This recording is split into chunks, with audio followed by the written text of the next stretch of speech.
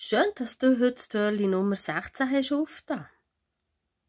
Heute erzähle ich dir ein Märchen vom Schuhmacher und vom Fremden. Wir weiss nicht, von wem das ist, aber es ist ein besonders gutes. Vor sehr, sehr langer Zeit, da hat der Schuhmacher am Stadtrand gewohnt mit seiner Familie. Der Schuhmacher war mausarm. Alles, was er hatte, war seine Werkstatt und eine ganz schöne Familie. Er hatte Kinder, die brav waren und gefolgt. Eine liebe Frau, die ihm immer zu essen gekocht hat, auch wenn es nicht immer das Beste gerade gegeben, weil sie ja kein Geld hatten, für immer das Gute zu kaufen. Rundum waren sie glücklich und zufrieden, auch wenn sie in bitterer Armut gelebt, weil sie einander gern hatten.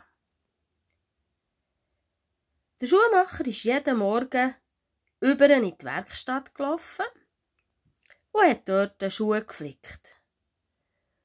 Schuhe flicken, das war sein Dachwerk, weil die Leute nicht immer Geld hatten, für neue Schuhe zu kaufen.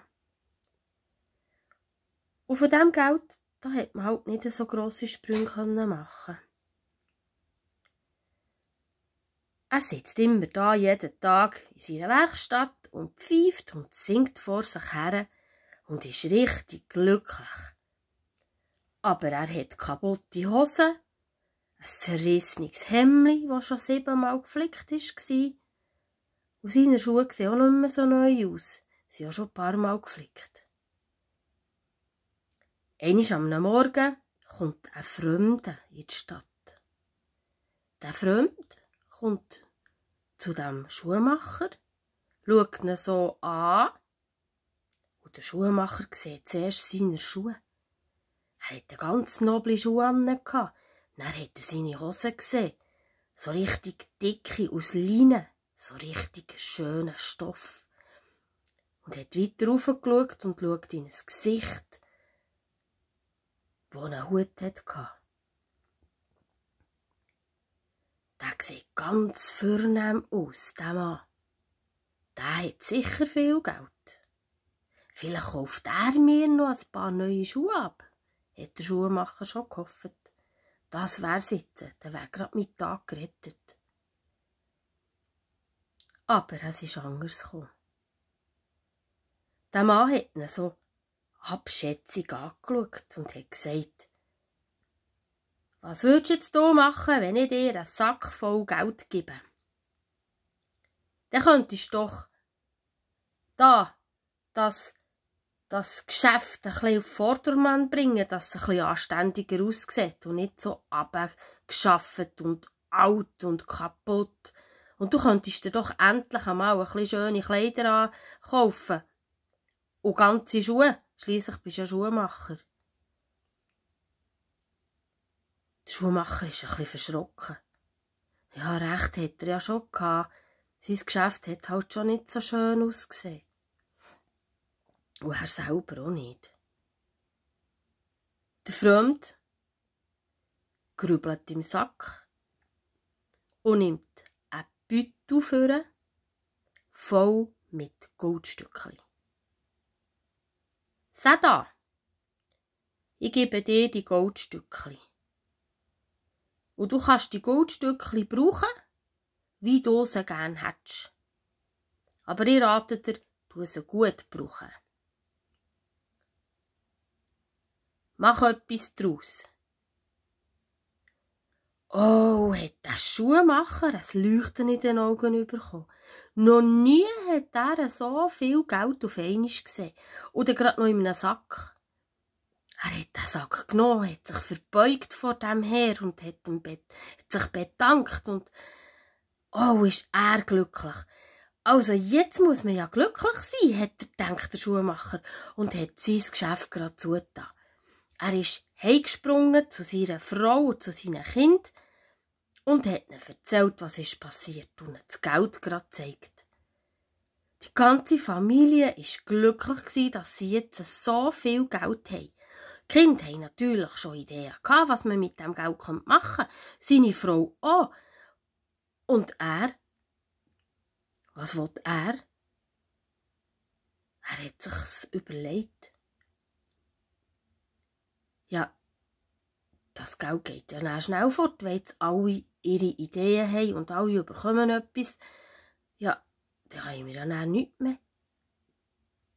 Ja, und wenn ich es dann irgendwo verstecke, dann kommt dann ein Dieb und dann klaut er uns dann noch das Geld. Und so ist er die ganze Nacht am Küchentisch gehockt und hat darüber nachgedacht, was er jetzt mit dem Geld machen könnte. Am anderen Morgen ist die Frau zu ihm gekommen und hat ihm gesagt, ja, weisst du jetzt was machen mit dem Geld? Nein, ich bin es immer noch am Überlegen. Ich habe es schon versteckt, aber ich habe einfach Angst, es kommt jemand und dann stellen sie es und dann haben wir wieder nichts mehr. Ja, das ist es so. Und so hockt er den ganzen Tag an diesem Stubentisch und hat nicht gewusst, was er jetzt mit dem Geld machen soll. Sein Geschäft hat er zugelassen. Ja, er hätte ja nicht alles machen, Schuhe flicken und dann noch darüber nachdenken, was er mit so viel Geld machen soll. Und weil er jetzt 2 Tage nicht geschlafen hat, am anderen Morgen hat der Kind angebrüllt, sie soll jetzt leise sein und abfahren. Und seiner Frau ist er auch ganz straub über das Maul gefahren. Er hat den Geldbeutel immer noch fest in den Fingern gehabt und hat Straub drin gesehen. Er hat nicht einmal essen und er hat nicht schlafen vor lauter Kummer, was er jetzt mit dem Geld anfangen soll. Und als eine Woche später so weit war, dass er die Frau und die Kinder fast hätte verlassen wegen diesem Geld und sie nicht mehr zusammen lachen und keine Zeit mehr hatten zusammen, da hat es ihm gelangt, da hat er gemerkt, dass etwas nicht gut ist. Am anderen Morgen hat er seiner Frau gesagt, ich gehe jetzt in die Werkstatt. Ich komme am Abend wieder. Ich weiss jetzt, was machen. Die Frau hat ihm traurig nachgeschaut. So ist er raus in die Werkstatt. Als er draussen in der Werkstatt angekommen ist, hat er als erstes den Geldbeutel zuhinterst in der Werkstatt in eine Truhe getan. Dann ist er wieder an sein Tagwerk gehockt, aber er hat nicht gesungen.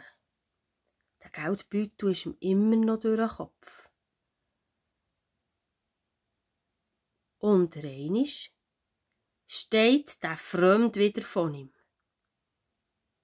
und fragt ihn, was hast du jetzt mit dem Geld gemacht? Ich sehe ja keine Veränderung hier bei dir. Es sieht alles noch gleich schäbig und elendlich aus, sogar deine Kleider. Ja, stell dir vor, ich habe mir's gut überlegt.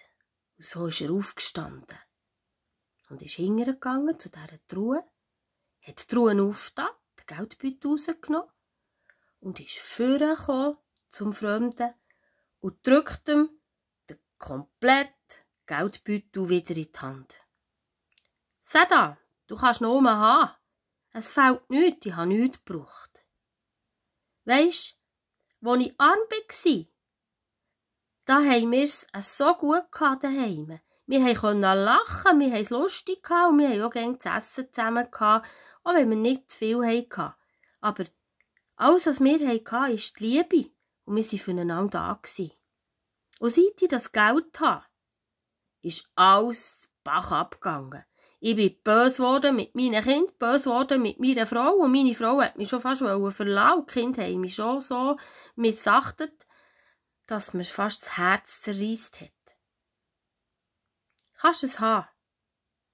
Ich bin ohne Geld glücklicher. Der Freund hat den Geldbeutel genommen, den Kopf geschüttelt und ist fortgegangen. Wir haben ihn nie mehr gesehen. Wir weiss bis heute nicht, wer es war. Aber der Schuhmacher, der war glücklich bis ans Lebensende.